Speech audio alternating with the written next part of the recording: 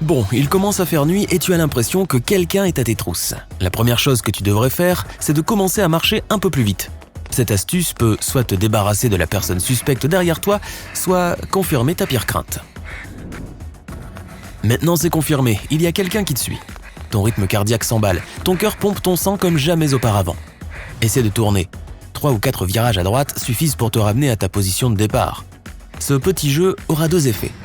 D'abord, tu auras une chance de disparaître, surtout si tu connais bien le quartier. Ensuite, tu confirmeras une fois de plus que cette personne est bien après toi. Tente de tourner en réfléchissant bien.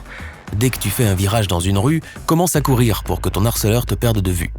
Ne fais pas cela si tu ne connais pas bien le quartier, les chances ne seraient pas de ton côté. En effet, le risque de te perdre, ou pire, de te retrouver dans une impasse, serait plus grand. Tu pourrais avoir de la chance et rencontrer quelqu'un que tu connais dans la rue, comme ton voisin costaud avec ce Rottweiler dont tu as un peu peur. S'il y a des gens qui passent, même si tu ne les as jamais vus auparavant, dis simplement à voix haute « Salut toi !» En gros, fais comme si vous étiez amis.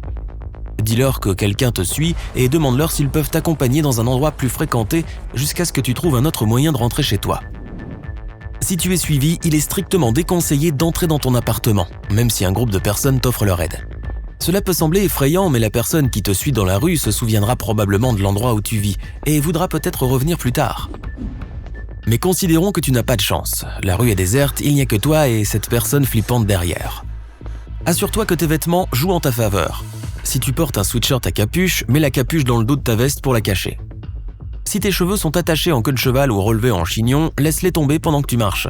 Il sera plus difficile pour la personne qui te suit de saisir toute ta chevelure ou de tirer sur tes vêtements si elle n'a plus rien à quoi s'accrocher. Tes vêtements et tes chaussures peuvent en fait t'aider à t'échapper si un étranger t'attrape.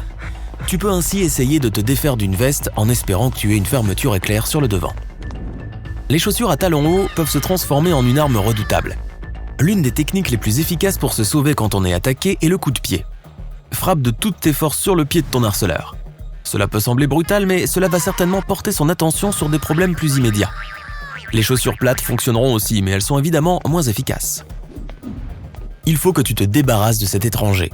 Si tu n'es pas loin de la rue passante que tu viens de quitter, tu peux faire semblant d'avoir oublié quelque chose. Fouille tes poches. Fais comme si tu cherchais quelque chose. Dis à haute voix « Ah zut, où est mon portefeuille ?» Ne cherche pas ton téléphone, l'étranger va penser que tu ne l'as pas, ce qui lui permettra de t'attraper plus facilement. Ne dis pas non plus que tu as perdu tes clés, elles te seront utiles plus tard. Maintenant, accélère encore plus dans la direction opposée. Ton harceleur sera moins enclin à poursuivre une personne qui court vers une route très fréquentée. Bonus, c'est sans doute ton portefeuille qu'il cherchait, pas toi. Il est peu probable qu'il poursuive quelqu'un qui n'a pas d'argent. Ne sors pas ton téléphone et ne commence pas à surfer ou à envoyer des SMS. La lumière de l'écran empêchera tes yeux de s'adapter dans l'obscurité et le fait de regarder ton téléphone en marchant te ralentira. De plus, il se peut que ce soit justement le téléphone que l'étranger voulait avoir. Alors ne lui montre pas où tu le ranges. Si tu es dans une région que tu connais bien, c'est génial. Sinon, essaie de te souvenir du plus grand nombre de détails possible.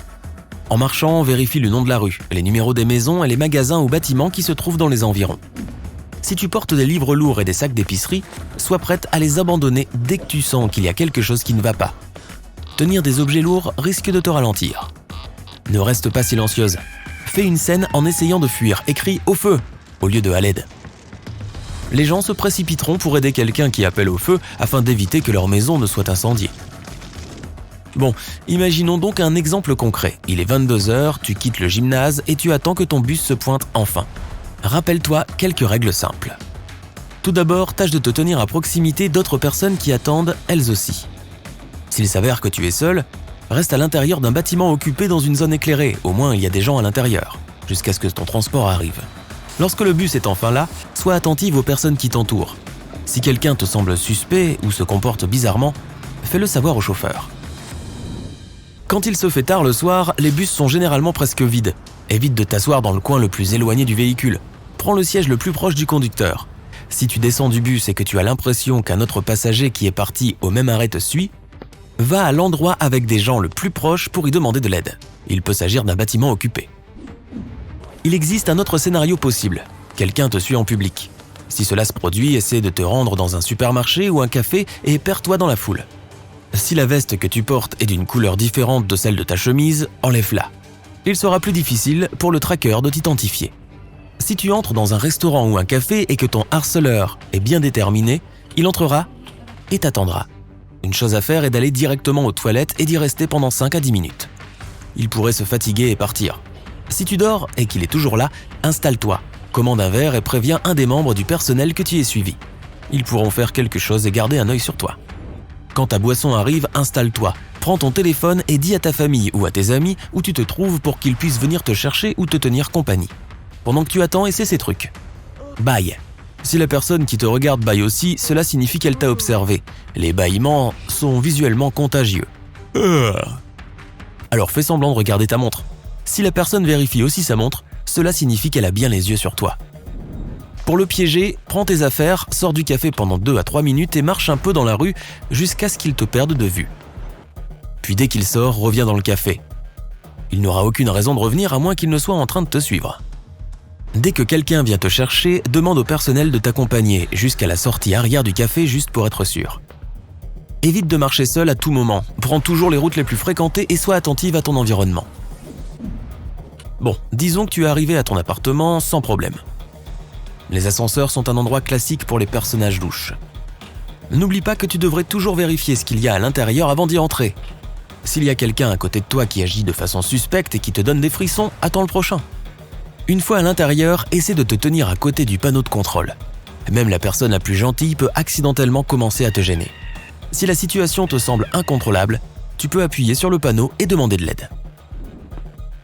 Il n'y a pas que les gens qui peuvent te suivre, les chiens aussi. Bien sûr, les chiens sont les meilleurs amis du monde, mais parfois ils peuvent représenter une menace sérieuse. Les joggeurs, les coureurs et les cyclistes peuvent provoquer le chien par leurs mouvements. Tout d'abord, il faut toujours éviter le contact visuel direct. Il faut se tenir un peu sur le côté pour être une cible moins visible pour le chien. Cependant, il est important de garder l'animal dans son champ de vision périphérique. Tu peux aussi distraire l'attention du chien avec quelque chose. C'est une bonne idée de toujours avoir sur soi un objet destiné à cela. Il peut s'agir du sweatshirt noué autour de ta taille. Tu peux l'enlever rapidement et le lancer pour distraire l'attention du chien. Si tu vas faire du jogging et que tu sais qu'il y a peut-être des chiens errants, prends une peluche avec toi. En cas d'urgence, même lancer une chaussure peut être une bonne idée, même si rentrer pieds nus à la maison ne semble pas être une expérience agréable. Si le pire est inévitable, assure-toi de protéger ton visage, ta gorge et ta poitrine. Pour protéger tes doigts, forme un point avec ta main. Cela peut paraître étrange, mais le meilleur endroit pour se faire mordre est l'avant-bras. Si le chien te mord, n'essaie pas de le tirer en arrière pour ne pas aggraver la situation.